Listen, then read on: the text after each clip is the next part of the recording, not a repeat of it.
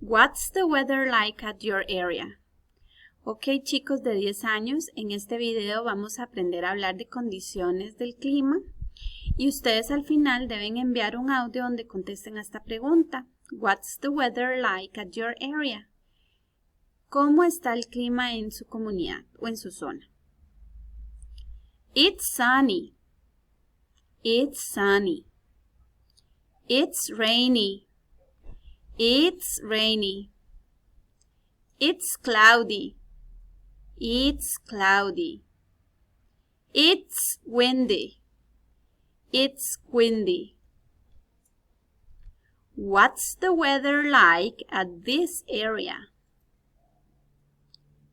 It is sunny. And here? It is cloudy.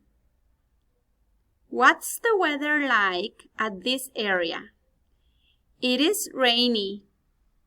And here? It is windy. Very good, guys. Now it is your turn.